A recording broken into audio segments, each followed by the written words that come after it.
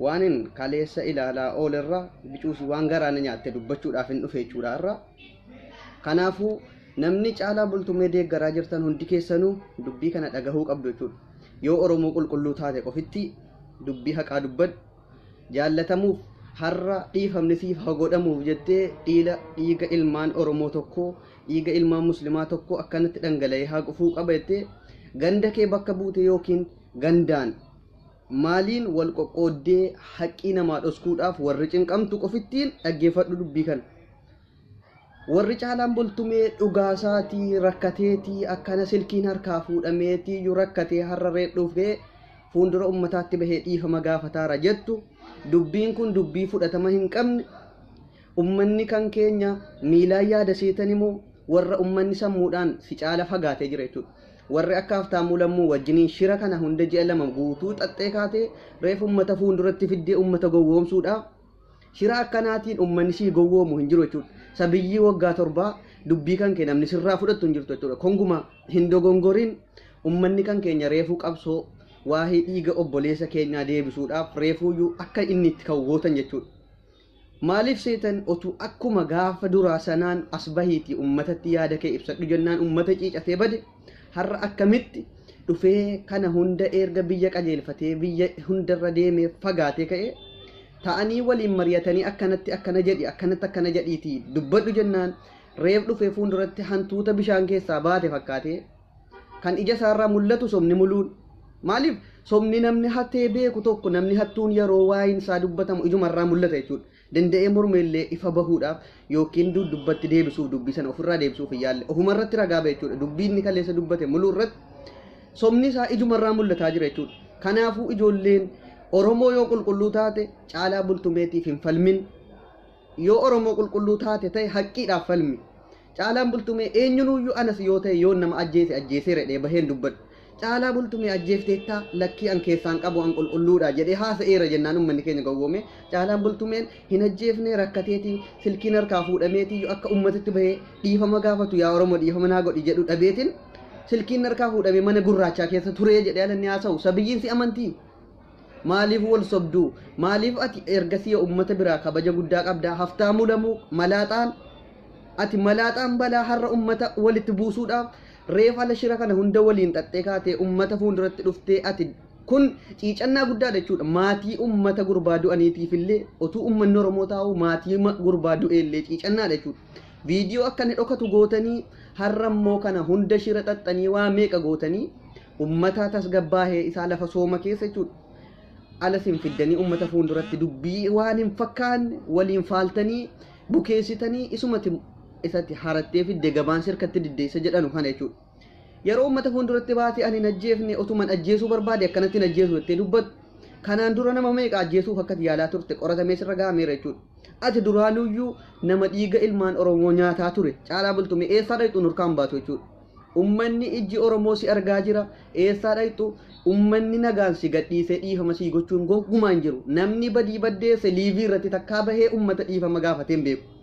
Kan inni dhaqee harka kennu seeratti dhiyaatee dhiifamas yoo godhameef haala barbaachisaadhaan dhiifamni yoo godhameefis adabbii isaa fudhata malee eenyuun liivii irra bahee takkaa takkitti ummanni nama ajjeesee ka'ee dhiifama gaafatee hin beeku jechuudha. Kan kee addisiin nurratti bahamoo kan itti liivii irratti as baatee ani hin ajjeefne adurree ajjeefte seete moo hantuuta ajjeefte seete kan itti liivii irratti baatee akkas gaafa ni jedhu. Ji'a kana hariyeessa dhokatte. Ji'a kana harii yeroo barbaadamaa turte kottuu as bahiiti ummata kan kee yoo keessaa hin qabne harka qulqulluu taate ummata kan kee kottuu dhiifama gaafadhu liivii tokko jecha tokko illee barreessiidhaan dhokattee ummata ciicannaadhaaf hamma biyya qajeelfattee eddee geessutti har'a immoo ala as baatee ebiddee jireenyi sii tolee biyyi sii qajeelee kaanaan as baatee dubbattu maaltu itti dhaga'ama? Warri Haftaamuu Lammuutti dhiyaatan yoo Oromoo qulqulluu taate yoo saba kan keetiif falmaata ta'e irraa dhaabbadhu deebii jedhin ittiin biraan nuu gahaa.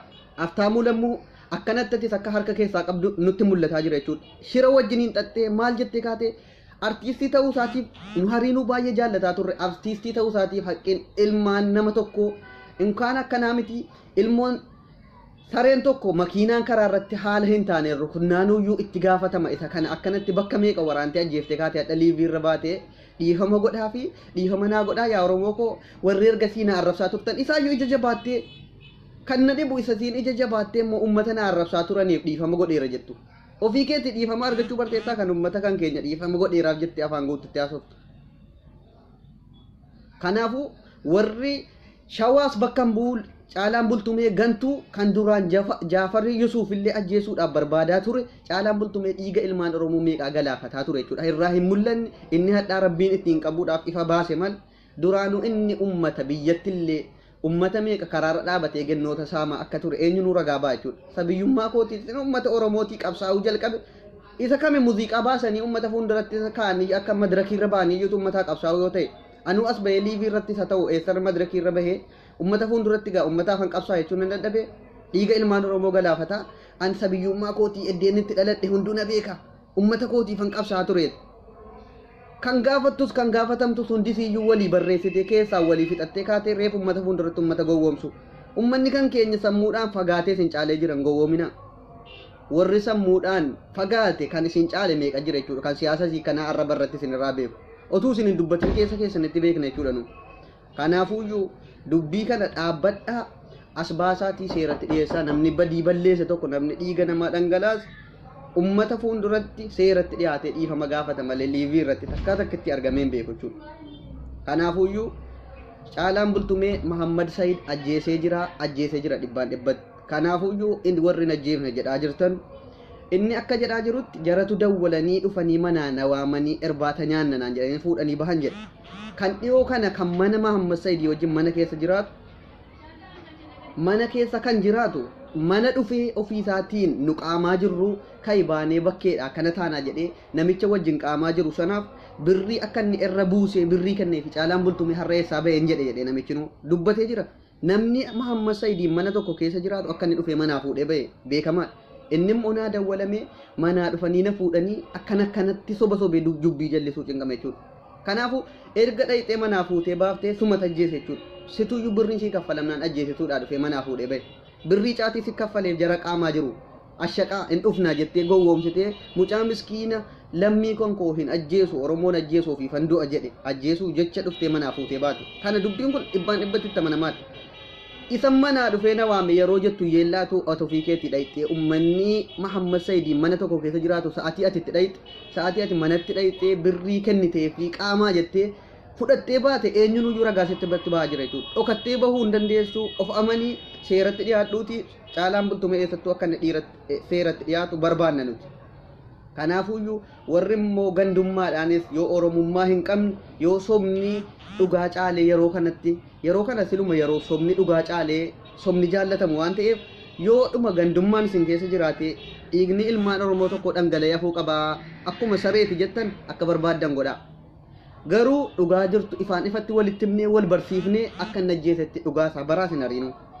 Isinumti alatiin gochuu dandeessan yoo dhuguma Muhammad Said mana dhaqee dawwalee fi irbaata nyaanna jedhee gadi waamuun dhugaa ta'e dhugaa hayyee.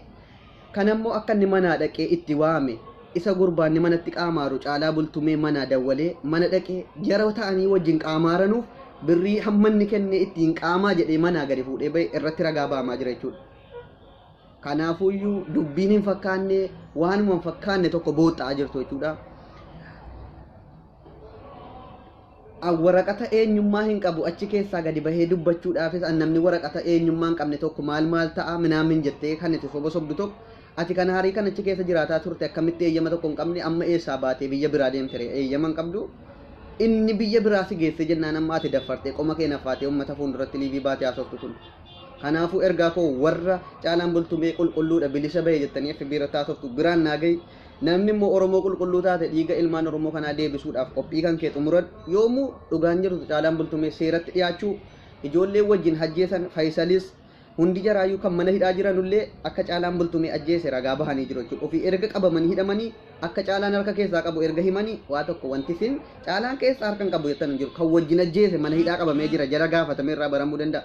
Viidiyoon maaliif dhoskame? Viidiyoon ala inni akkas waraabamee jiru birriin kaffalamee dhoskame caalaan bultumee mangistii yookiin immoo rabbiin seetanii innis lubbuun inni qabu waanuma xiyyiitti tokkittiidhaan dhaamtee lafa buutuu of keessaa qaba. Sibiila wayitii miti jechuudha lubbuun isaa waan akka intini akka maleekaatii miti jechuudha nama harkaa kan dhokatee bahuu danda'u. Xiyyiitti tokkittiidhaan lafa gatamuu danda'a caalaa bultumee. Kanaafuyyuu ijoolleen kan keenya hundi keessanuu dubbii kana akka dhugaatti fudhattanii dogongortanii dubbatti hin deebine yoomuu dhiigni Muhammad Sayyid hin deebi'a ummata kaayyoon isaa dubbii kana dhoksuudhaaf hokkaamsuu biraan naaf gaha hundi keessanuu jechuudha jara biraan naaf gahuu qabdu haftaamuu lammuu malaaxaa ilma haadha kanaafuyyuu isii haftaamuu lammuu jedhanu sanaanis of irraa dhaabi jedhaa warra caalaa bultumee deeggaru hunda saraatti yoo jireenya kan keessan hin barbaaddan akka ergasiitti kabaja kan kee eeggatteen teessu ta'e ummanni keenya sirraan bu'u jechuudha. Kanaafuu kan gandummaa faarsetu kan dhugaa ukkaamsoo cinqamtu immoo tokkoon kan kee akkasii na jala teessu hin barbaaddu jechuudha. Bulookii hudduu keerratti kaa taa'i deebi'iitti haqqiidhaaf falmadhu gandummaadhaaf shawaa caalaan shawaa ta'eedhaaf hin jibbinu nuti sababanni ilmaan Oromoo ajjeeseef jibbina malee shawaa hin jaallanna hin kabajna wanti isin immoo sababa caalaa bultumeetiin shawaa irratti jirtanu shawaan akka nu beeknutti kan saba isaatiif jecha diina ajjeesu malee kan birriidhaaf jecha saba isaa gurguratu argine shawaa keessa. Kanaafuu shawaan arrafamuu qabu caalaan bultumee nama dhuunfaa ofiiti malee nama shawaa bakka bu'u miti. Shawaa hin jaallanna jimmaa hunda keenyaan jaallanna caalaa bultumee xalaata kan keenya jechuudha. Ilmaan Oromootiif caalaan bultumee xalaata takkaa uummata Oromootiif hin qabsoofne inni birrii isaatiif garaa isaatiif malee. Yeroo biyya jirullee jechuudha. Takkaa takkitti inni birriidhaaf madarakii irra bahee sirbaa ture malee takkaa uummata Oromootiin qabsoofne caalaa bultumee. Madarakii irra bahanii muuziqaa sirbanii biyya alaa ta'anii utaaluun yoo uummata Oromootiif qabsaa'u ta'e eenyunuyyuu liiviidhaan uummanni keenya maal taa'ee haasaa jira innis egaa uummata keenyaaf qabsaa'arra jechuudhaan nuti. Liivii waa meeqa haasaa turre yeroo uummanni keenya dhumu. Kunis uummata bilisoomsuu yookiin uummata qabsaa'u yoo ta'e anis akka kootti uummata kootii waa guddaa dalagaan ture jechuun hin danda'a.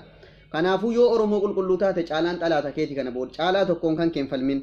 Nuti shawaa hin jaallanna shawaa hin arrabsinu caalaa bultumeeti kan nu irratti qabsoomnu.